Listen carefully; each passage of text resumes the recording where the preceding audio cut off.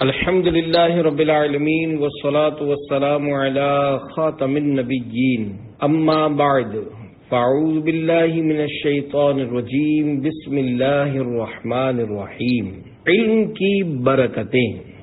دعائے اتار یا رب المصطفیٰ، جو کوئی 21 صفحات کا رسالہ علم کی برکتیں پڑھ یا سن لے، اسے اپنی رضا کے لیے علم دین سیکھنے اور اسے پھیلانے کی توفیق عطا فرما اور اسے بے حساب بخش دے، آمین بجاہ خاتم النبیین صلی اللہ علیہ وآلہ وسلم۔ درود شریف کی فضیلت۔ حضرت شیخ ابو العباس تیجانی رحمۃ اللہ علیہ نے ایک طالب علم کو خط بھیجا اور اس میں بسم اللہ اور صلاۃ و سلام کے بعد لکھا کہ اللہ پاک کا سب سے بڑھ کر مفید ذکر رسول اللہ صلی اللہ علیہ وآلہ وسلم پر دل کو حاضر کر کے درود بھیجنا ہے۔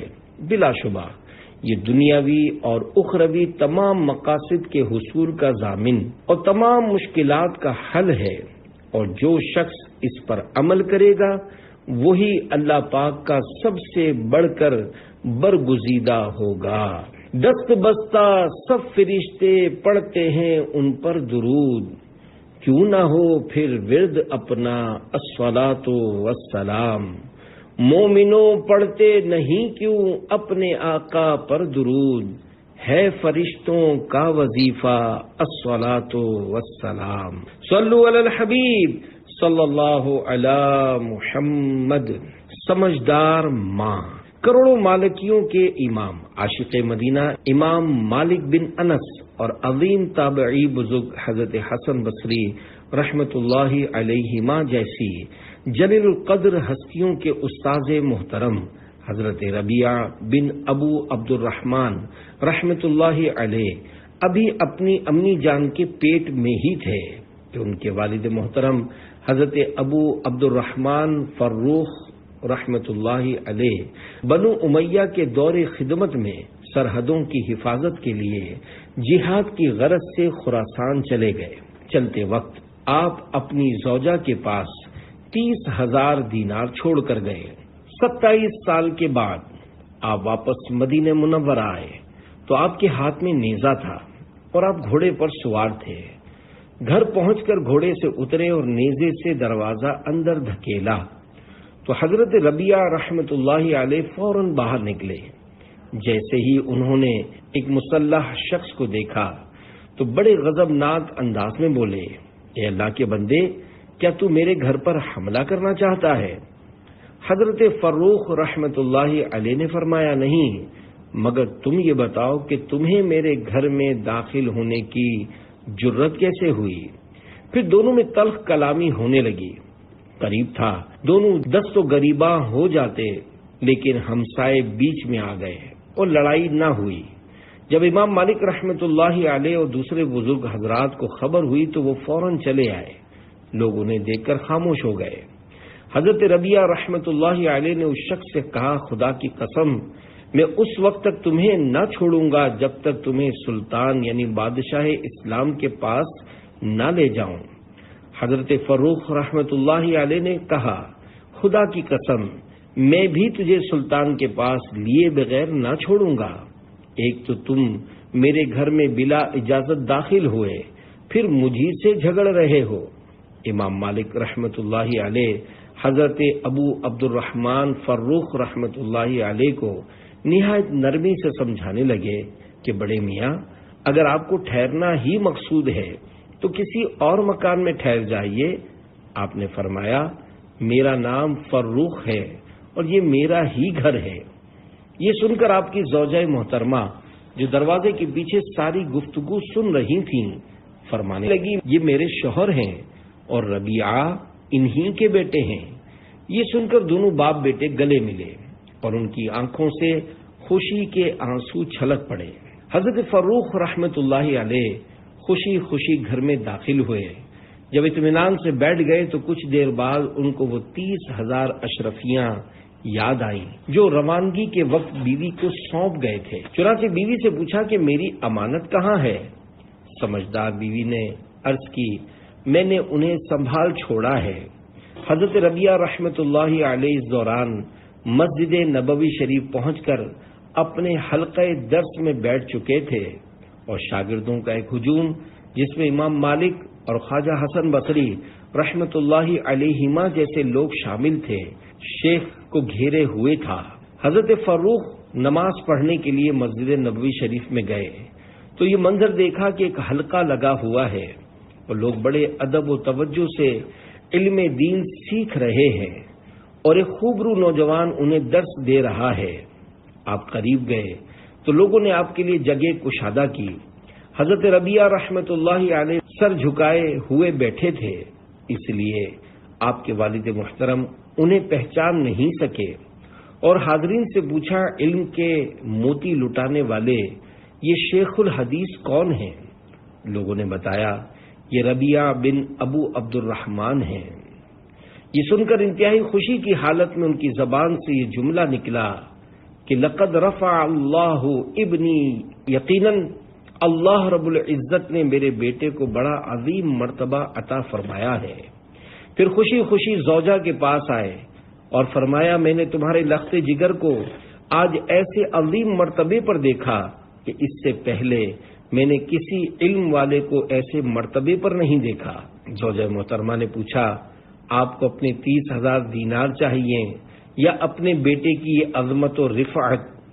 آپ رحمت اللہ علیہ نے ارشاد فرمایا، خدا کی قسم مجھے اپنے نور نظر کی شان درہم و دینار سے زیادہ پسند ہے۔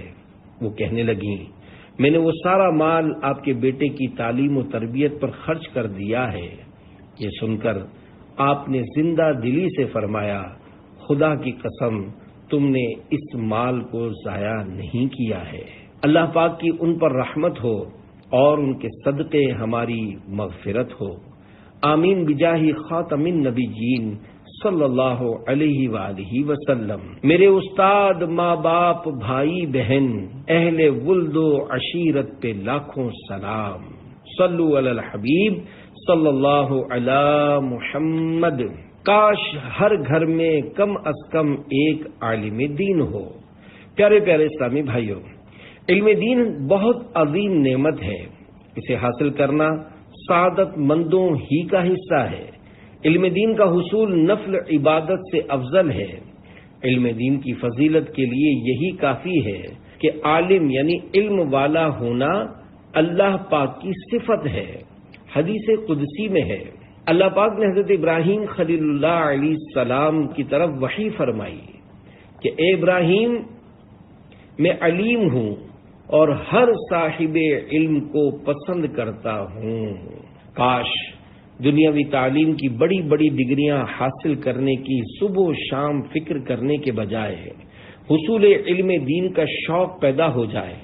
مال مال اور صرف مال ہی کی فکر میں گم رہنے کے بجائے علم دین کی کثرت کا شوق رکھنا چاہیے کہ مال کی حفاظت ہمیں کرنی پڑتی ہے جبکہ علم دین ہماری حفاظت کرتا ہے۔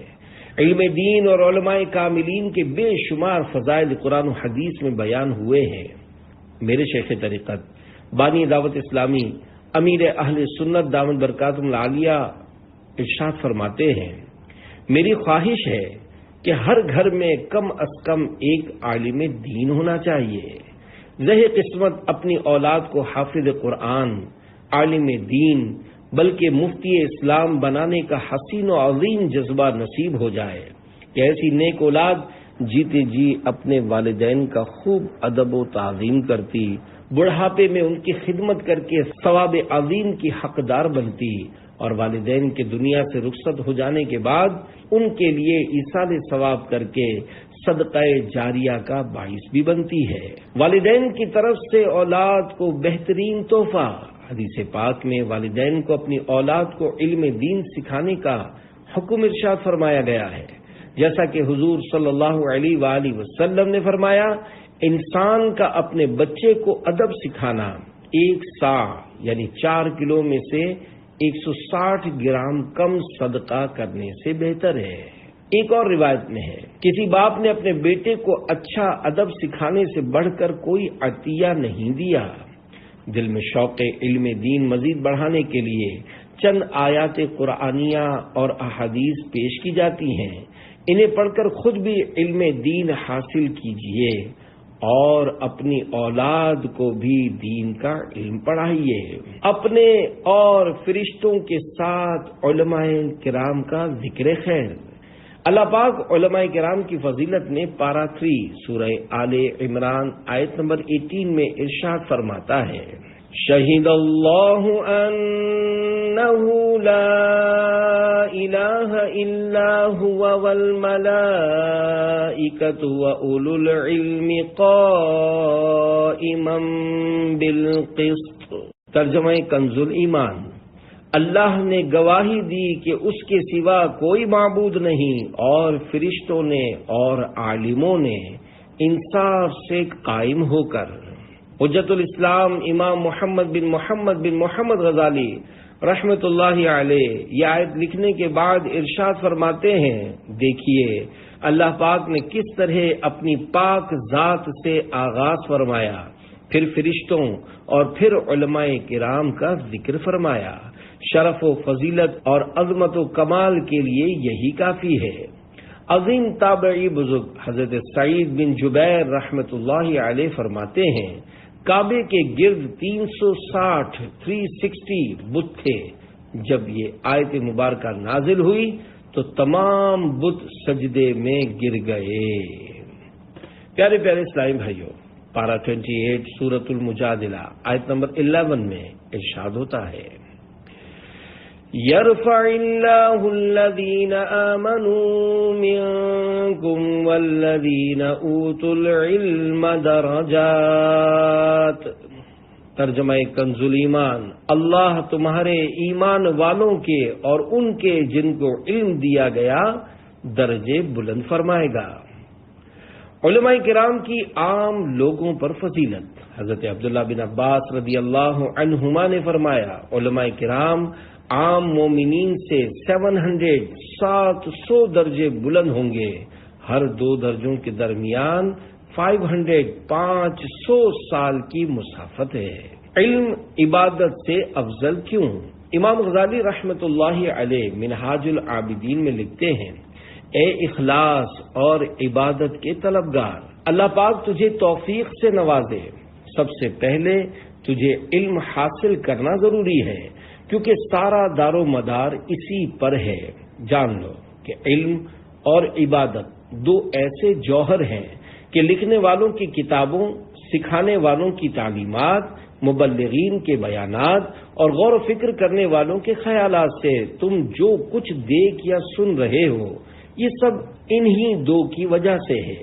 علم و عبادت ہی کے لیے آسمانی کتابیں نازل کی گئیں اور حضرات رسول کرام علیہم السلام بھیجے گئے، بلکہ زمین و آسمان اور ان کی ساری مخلوق کو ان دونوں ہی کی وجہ سے پیدا کیا گیا ہے۔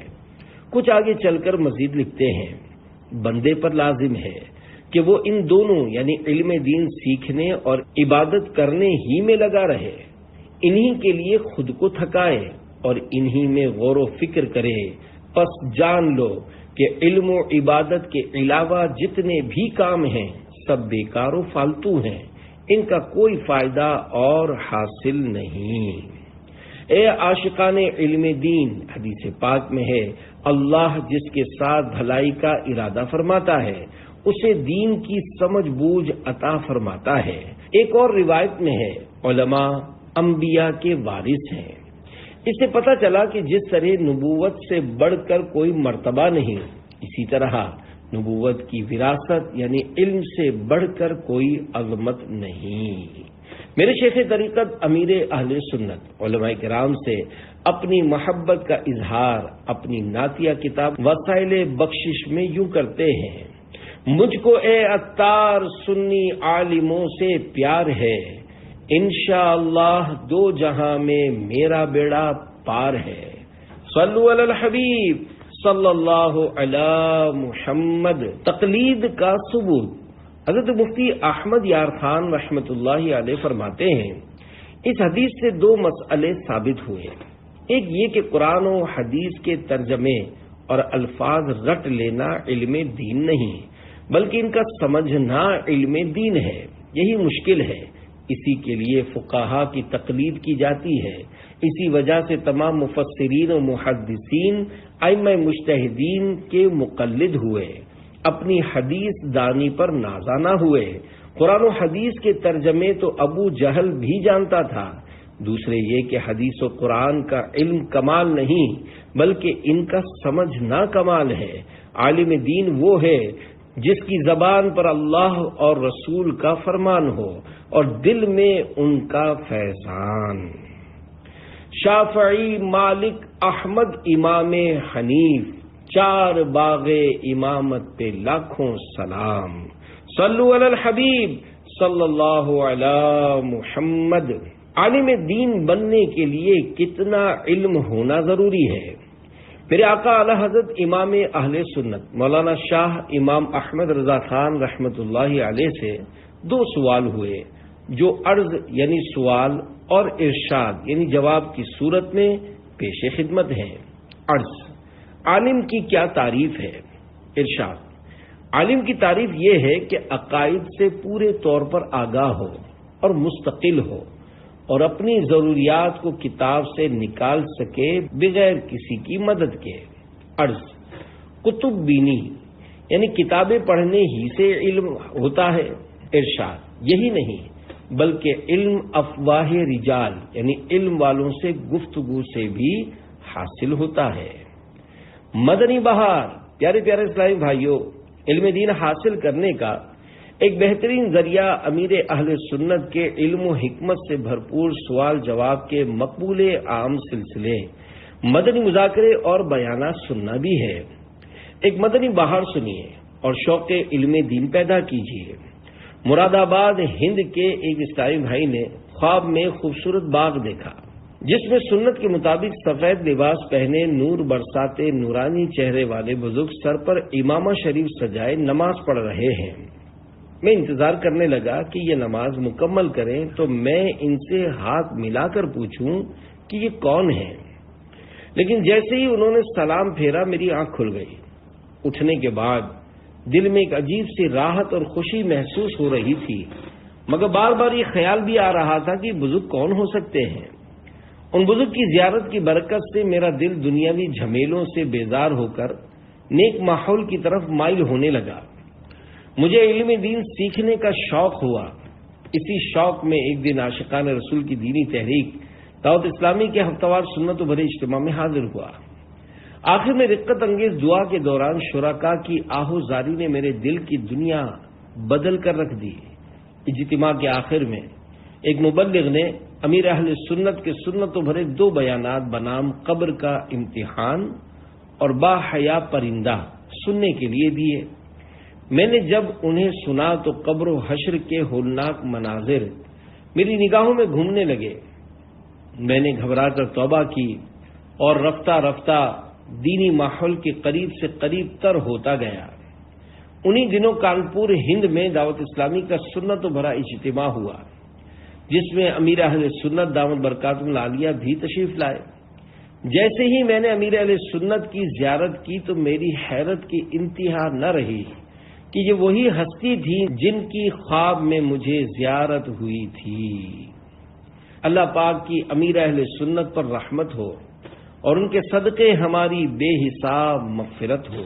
کتنے بنائے عالم و حافظ، کتنوں کو ہے تم نے سنوارا، پیر میرا پیر میرا پیر میرا۔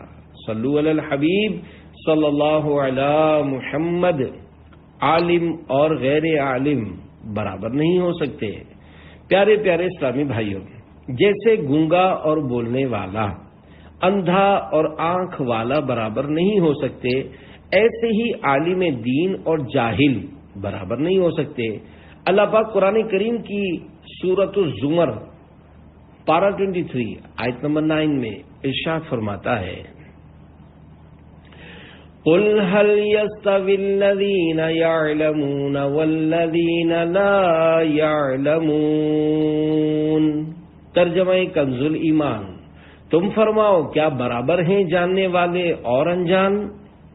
تفسیر طبری میں ہے، اس آیت مبارکہ میں اللہ پاک نے نبی کریم صلی اللہ علیہ وآلہ وسلم سے فرمایا، اے محمد صلی اللہ علیہ وآلہ وسلم، اپنی قوم سے فرما دو کہ جو لوگ اس بات کا علم رکھتے ہیں کہ ان کے لیے اپنے رب کی اطاعت و فرما برداری میں کیا اجر و ثواب ہے اور اس کی نافرمانی میں کیسے عذاب ہیں، کیا یہ لوگ مقام و مرتبے میں ان کے برابر ہو سکتے ہیں جو ان باتوں کا علم نہیں رکھتے؟ پس وہ بے علم لوگ بنا سوچے سمجھے کام کرتے ہیں، انہیں نیک اعمال کے ثواب کا پتہ ہوتا ہے، نہ ہی برے کاموں کے عذاب کا خوف، پس یہ دونوں قسم کے لوگ برابر نہیں ہو سکتے۔ نوجوان عالم جاہل بوڑھے پر مقدم ہے، کنز الدقائق میں ہے۔ نوجوان عالم کا یہ حق ہے کہ اسے جاہل یعنی علم دین نہ جاننے والے بوڑھے پر مقدم کیا جائے۔ امام بدر الدین عینی حنفی رحمت اللہ علیہ اس عبارت شرح کرتے ہوئے رمز الحقائق میں ارشاد فرماتے ہیں، کیونکہ نوجوان عالم جاہل بوڑھے سے افضل ہے۔ اللہ پاک ارشاد فرماتا ہے، قل هل يستوي الذين يعلمون والذين لا يعلمون۔ ترجمہ کنز ایمان، تم فرماؤ کیا برابر ہیں جاننے والے اور انجان؟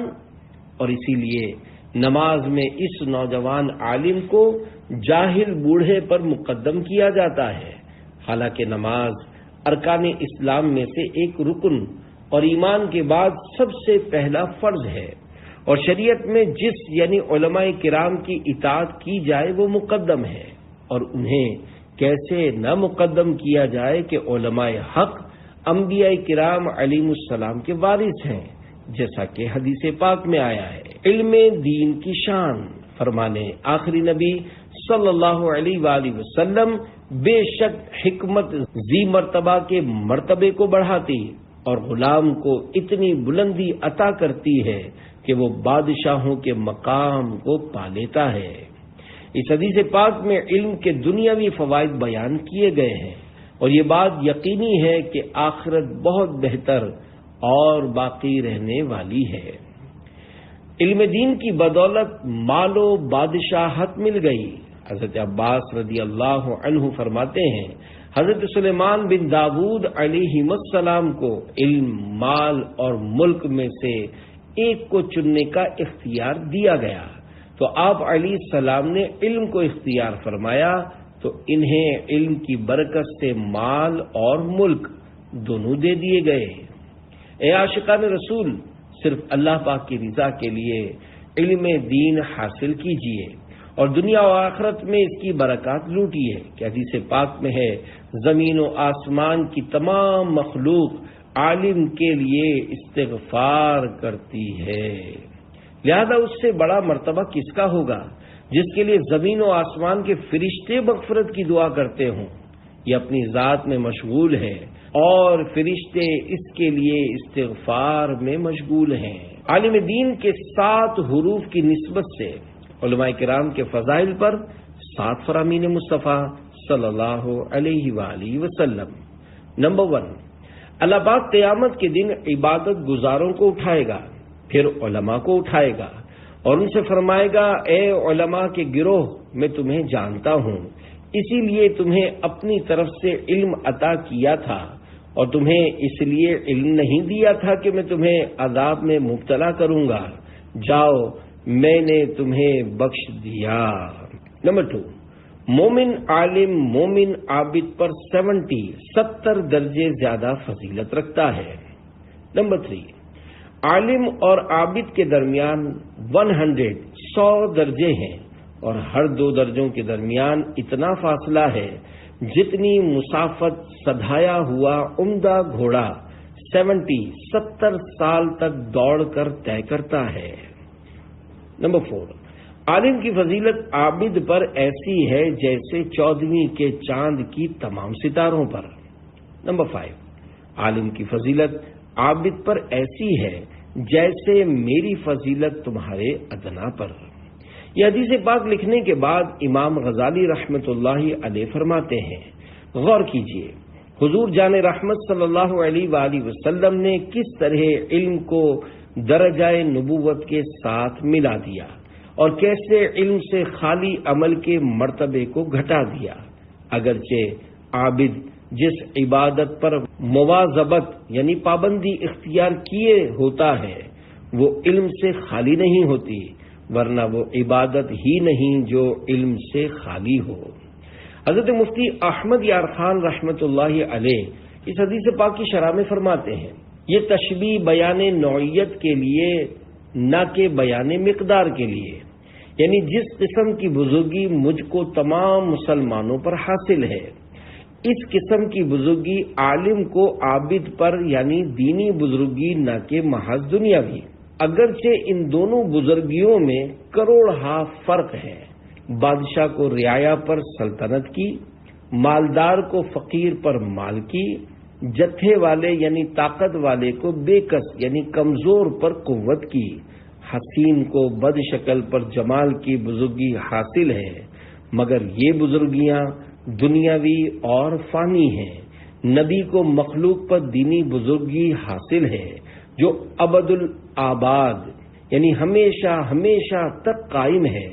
ایسے ہی عالم کو جاہل پر، آج سکندر کو کسی فقیر پر ملکی بزرگی نہیں، مگر امام ابو حنیفہ کو تمام مقلدین پر بے پناہ عظمت اب بھی حاصل ہے۔ خیال رہے حضور انور صلی اللہ علیہ وآلہ وسلم کو نبیوں پر اور درجے کی بزرگی ہے، صحابہ پر اور درجے کی، اولیاء و علماء پر اور درجے کی، عوام پر اور درجے کی، ادنا کم میں اس آخری درجے کی طرف اشارہ ہے۔ کچھ آگے چل کر مفتی صاحب مزید فرماتے ہیں، اس سے یہ لازم نہیں کہ عالم نبی کے برابر ہو جائے۔ خیال رہے کہ علم دین یا فرض عین ہے یا فرض کفایہ، اور زیادہ عبادت نفل ہے۔ نیز عالم کا نفع مخلوق کو ہے اور عابد کا نفع صرف اپنے کو، لہذا عالم عابد سے افضل ہے۔ آدم علیہ السلام عالم تھے، فرشتے لاکھوں سال کے عابد، مگر سجدہ عابدوں نے عالم کو کیا۔ نمبر 6، قیامت کے دن علماء کی سیاہی شہیدوں کے خون سے تولی جائے گی تو ان کی سیاہی غالب آ جائے گی۔ نمبر 7، قیامت کے دن 3 قسم کے لوگ شفاعت کریں گے، انبیاء، علماء اور شہداء۔ حضرت شیخ عبدالحق محدث دہلوی بخاری رحمۃ اللہ علیہ اس حدیث کی شرح میں فرماتے ہیں، ان 3 گروہ کے ساتھ شفاعت کو خاص کرنا ان کی بہت زیادہ فضل و بزرگی کے سبب ہے، ورنہ مسلمانوں میں سے ہر نیک شخص مثلا سچا حاجی با عمل حافظ کے لیے بھی شفاعت کا حق ثابت ہے۔ امام غزالی رحمۃ اللہ علیہ فرماتے ہیں، معلوم ہوا کہ زیادہ عظمت والا مرتبہ وہ ہے جس کا ذکر مرتبہ نبوت کے ساتھ ملا ہوا ہے، اور یہ مرتبہ شہادت سے بڑھ کر ہے، اگرچہ شہادت کی فضیلت میں بھی کثیر احادیث مروی ہیں۔ عالم دین کی محفل کی برکت سے گانے والی کی توبہ۔ بصرہ میں ایک انتہائی حسین و جمیل عورت رہا کرتی تھی، لوگ اسے شاوانہ کے نام سے جانتے تھے۔ ظاہری حسن و جمال کے ساتھ ساتھ اس کی آواز بھی بہت خوبصورت تھی۔ اپنی خوبصورت آواز کی وجہ سے وہ گائیکی اور نوحہ گیری میں مشہور تھی۔ بصرہ شہر میں خوشی اور غمی کی کوئی مجلس اس کے بغیر ادھوری تصور کی جاتی تھی۔ یہی وجہ تھی کہ اس کے پاس بہت سا مال و دولت جمع ہو گیا تھا۔ بصرہ شہر میں فسق و فجور کے حوالے سے اس کی مثال دی جاتی تھی۔ اس کا رہن سہن امیرانہ تھا، وہ قیمتی لباس پہنتی اور مہنگے مہنگے زیورات سے بنی سنوری رہتی تھی۔ ایک دن وہ اپنی رومی اور ترکی خادماؤں کے ساتھ کہیں جا رہی تھی۔ راستے میں اس کا گزر حضرت صالح مری رحمت اللہ علیہ کے گھر کے قریب سے ہوا۔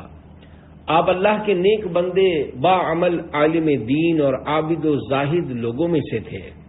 آپ اپنے گھر میں لوگوں کو بیان ارشاد فرمایا کرتے تھے، جس کی تاثیر سے لوگوں پر رقت طاری ہو جاتی اور وہ بڑی زور زور سے رونا شروع کر دیتے اور اللہ پاک کے خوف سے ان کی آنکھوں سے آنسوؤں کی جھڑیاں لگ جاتی۔ جب شاوانہ نامی عورت وہاں سے گزرنے لگی تو اس نے گھر سے رونے کی آوازیں سنی، اسے بہت غصہ آیا۔ وہ اپنی خادماؤں سے کہنے لگی، تعجب کی بات ہے کہ یہاں نوحہ کیا جا رہا ہے اور مجھے اس کی خبر تک نہیں دی گئی۔ پھر اس نے خادمہ کو گھر کے حالات معلوم کرنے کے لیے اندر بھیج دیا۔ وہ اندر گئی اور اندر کے حالات دیکھ کر اس پر بھی خوف خدا طاری ہو گیا اور وہ وہیں بیٹھ گئی۔ جب وہ واپس نہ آئی تو شاوانہ نے کافی انتظار کرنے کے بعد دوسری اور پھر تیسری خادمہ کو اندر بھیجا، مگر وہ بھی واپس نہ لوٹی۔ پھر اس نے چوتھی خادمہ کو اندر بھیجا، جو تھوڑی دیر بعد واپس آئی اور اس نے بتایا کہ گھر میں کسی کے مرنے پر نہیں بلکہ اپنے گناہوں پر رویا جا رہا ہے۔ لوگ اپنے گناہوں کی وجہ سے اللہ پاک کے خوف سے رو رہے ہیں۔ شاوانہ یہ سن کر ہنس پڑی اور ان کا مذاق اڑانے کی نیت سے گھر کے اندر داخل ہو گئی، لیکن قدرت کو کچھ اور ہی منظور تھا۔ جو ہی وہ اندر داخل ہوئی تو اللہ پاک نے اس کے دل کو پھیر دیا۔ جب اس نے حضرت صالح مری رحمت اللہ علیہ کو دیکھا تو دل میں کہنے لگی، افسوس، میری تو ساری عمر ضائع ہو گئی، میں نے انمول زندگی گناہوں میں ضائع کر دی، وہ میرے گناہوں کو کیسے معاف فرمائے گا؟ انہی خیالات سے پریشان ہو کر اس نے حضرت صالح مری رحمت اللہ علیہ سے پوچھا، اے امام المسلمین، کیا اللہ پاک نافرمانوں اور سرکشوں کے گناہ بھی معاف فرما دیتا ہے؟ آپ نے فرمایا، ہاں، یہ واعظ و نصیحت اور وعدے وعیدیں سب انہی کے لیے تو ہیں تاکہ وہ سیدھے راستے پر آ جائیں۔ اس پر بھی اس کی تسلی نہ ہوئی تو وہ کہنے لگی، میرے گناہ تو آسمان کے ستاروں اور سمندر کی جھاگ سے بھی زیادہ ہیں۔ آپ نے فرمایا، کوئی بات نہیں، اگر تیرے گناہ شاوانہ سے بھی زیادہ ہوں تو بھی اللہ کریم معاف فرما دے گا۔ یہ سن کر وہ چیخ پڑی اور رونا شروع کر دیا اور اتنا روئی کہ بے ہوش ہو کر گر پڑی۔ تھوڑی دیر بعد جب اسے ہوش آیا تو کہنے لگی، حضرت، میں ہی وہ شاوانہ ہوں جس کے گناہوں کی مثالیں دی جاتی ہیں۔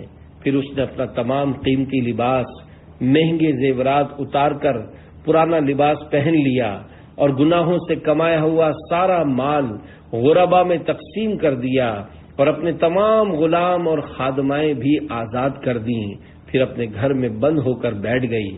اس کے بعد وہ دن رات اللہ پاک کی عبادت میں مصروف رہتی اور اپنے گناہوں پر روتی اور ان کی معافی مانگتی رہتی، رو رو کر رب رحیم و کریم کی بارگاہ میں التجائیں کرتی، اے توبہ کرنے والوں کو محبوب رکھنے والے اور گناہ گاروں کو معاف فرمانے والے، مجھ پر رحم فرما، میں کمزور ہوں، تیرے عذاب کی سختیوں کو برداشت نہیں کر سکتی، تو مجھے اپنے عذاب سے بچا لے اور مجھے اپنی زیارت سے مشرف فرما۔ اس نے اسی حالت میں 40 سال زندگی بسر کی اور انتقال کر گئی۔ اللہ رب العزت کی ان پر رحمت ہو اور ان کے صدقے ہماری بے حساب مغفرت ہو۔ آمین بجاہ خاتم النبیین صلی اللہ علیہ وآلہ وسلم۔ جو ہی گناہ کرنے لگوں تیرے خوف سے، فوراً اٹھوں میں تھر تھرا یا رب مصطفیٰ، تیری خشیت اور تیرے ڈر سے خوف سے، ہر دم ہو دل یہ کانپتا یا رب مصطفیٰ۔ صلو علی الحبیب صلی اللہ علی محمد۔ اللہ والے ہی ڈرتے ہیں۔ پیارے پیارے اسلامی بھائیوں، بعمل با اثر ہوتا ہے۔ بعمل علماء کرام کے بیانات و تحریرات لوگوں کی زندگیاں بدل کر رکھ دیتے ہیں، جیسا کہ ابھی آپ نے واقعے میں سنا۔ خوف خدا کی عظیم نعمت کے حصول کا ذریعہ علم دین ہے، کیونکہ علم دین کی برکت سے اللہ پاک کی معرفت حاصل ہوتی ہے۔ اللہ پاک نے بے شمار مخلوق پیدا فرمائی، تمام مخلوقات میں اشرف المخلوقات کا صحرا انسان کے سر پر سجایا۔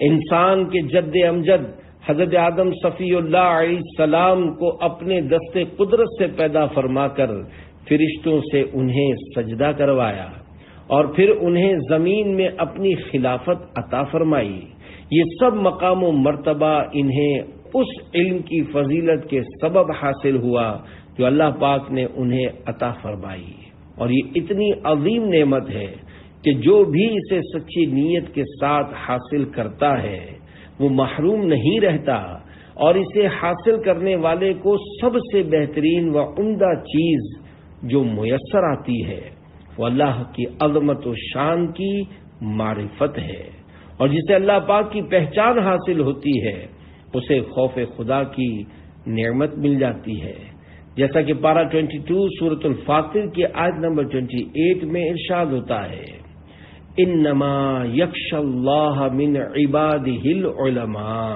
ترجمہ کنز ایمان، اللہ سے اس کے بندوں میں وہی ڈرتے ہیں جو علم والے ہیں۔ کیا شان ہے صدیق اکبر کی۔ حضرت علامہ محمود بن عبداللہ حسینی آلوسی رحمۃ اللہ علیہ تفسیر روح المعانی میں ارشاد فرماتے ہیں کہ بعض اقوال کے مطابق یہ آیت کریمہ مسلمانوں کے پہلے خلیفہ حضرت ابو بکر صدیق رضی اللہ عنہ کے بارے میں نازل ہوئی کہ آپ پر خوف خدا کا غلبہ تھا۔ امیر اہل سنت منقبت صدیق اکبر میں عرض کرتے ہیں، یقیناً منبع خوف خدا صدیق اکبر ہیں، حقیقی عاشق خیر الورا صدیق اکبر ہیں۔ صلو علی الحبیب صلی اللہ علی محمد۔ اپنی گواہی کے ساتھ علماء کرام، پیارے پیارے اسلامی بھائیوں، علماء کرام کی شان کا کیا کہنا۔ اللہ پاک اپنے ساتھ علماء کرام کی گواہی کے بارے میں قرآن کریم میں ارشاد فرماتا ہے، قُلْ كَفَى بِاللَّهِ شَهِيدًا بَيْنِي وَبَيْنَكُمْ وَمَنْ عِندَهُ عِلْمُ الْكِتَابِ۔ ترجمہ کنز ایمان، تم فرماؤ اللہ گواہ کافی ہے مجھ میں اور تم میں، اور وہ جسے کتاب کا علم ہے۔ عالم ربانی کی ایک علامت، حقیقی عالم ربانی کے نزدیک آخرت دنیا سے زیادہ اہمیت کی حامل ہوتی ہے۔ وہ جلد فنا ہو جانے والی زندگی کے مقابلے میں ہمیشہ باقی رہنے والی زندگی کو ترجیح دیتا ہے۔ چنانچہ قارون جو کہ بہت مالدار تھا، ایک مرتبہ بڑا سج دھج کر اپنے لاؤ لشکر کے ساتھ نکلا تو اس کی زیب و زینت دیکھ کر بعض ایمان والے کہنے لگے، کاش ہمیں بھی ایسی شان و شوکت اور مال و دولت مل جاتی جیسی قارون کو دنیا میں ملی ہے، بے شک یہ بڑے نصیب والا ہے۔ اس پر اس وقت کے علماء ربانیین نے ان کو مخاطب کرتے ہوئے جو فرمایا اسے قرآن کریم میں کچھ یوں بیان کیا گیا ہے، پارہ 20 سورۃ القصص آیت نمبر 80، وَقَالَ الَّذِينَ أُوتُوا الْعِلْمَ وَيْلَكُمْ ثَوَابُ اللَّهِ خَيْرٌ لِّمَنْ آمَنَ وَعَمِلَ صَالِحًا۔ ترجمہ کنز ایمان، اور بولے وہ جنہیں علم دیا گیا، خرابی ہو تمہاری، اللہ کا ثواب بہتر ہے اس کے لیے جو ایمان لائے اور اچھے کام کرے۔ امام غزالی رحمۃ اللہ علیہ فرماتے ہیں، اس آیت مبارکہ میں بیان فرمایا کہ آخرت کی قدر و منزلت علم کے ذریعے معلوم ہوتی ہے، اور اس آیت میں زہد یعنی دنیا سے بے رغبتی کو علماء کرام کی طرف منسوب کیا گیا ہے، اور زاہدین کی خوبی یہ بیان کی گئی ہے کہ وہ علم کی دولت سے مالا مال ہوتے ہیں۔ حقیقت تو یہ ہے کہ علماء ربانیین کے نزدیک ان کا مال ان کا علم ہے، جیسا کہ حضرت زبیر بن ابو بکر رحمۃ اللہ علیہ بیان کرتے ہیں کہ میں عراق میں تھا، میرے والد نے مجھے پیغام بھیجا کہ علم کو لازم کر لو، اگر غریب ہو تو یہ تمہارا مال ہے، اور اگر غنی ہو تو تمہارا جمال ہے۔ معلوم ہوا کہ دنیا داروں کی دنیا کو لالچ کی نظر سے دیکھنا اور انہیں ملنے والی دنیا کی تمنا کرنا غافل لوگوں کا کام ہے، جبکہ اہل علم حضرات دنیا سے بے رغبت رہتے، آخرت میں ملنے والے ثواب پر نظر رکھتے اور یہ ثواب پانے کی امید رکھتے ہوئے نیک اعمال کرتے اور گناہوں سے باز رہتے ہیں، اور اس کے ساتھ ساتھ دوسروں کو بھی دنیا کے عیش و عشرت کے حصول کی تمنا کرنے کے بجائے اخروی ثواب پانے کے لیے کوشش کرنے کی طرف راغب کرتے ہیں۔ اللہ کریم ہمیں فقط اپنی رضا کے لیے علم دین حاصل کرنے کی سعادت عطا فرمائے، آمین بجاہ خاتم النبیین صلی اللہ علیہ وآلہ وسلم۔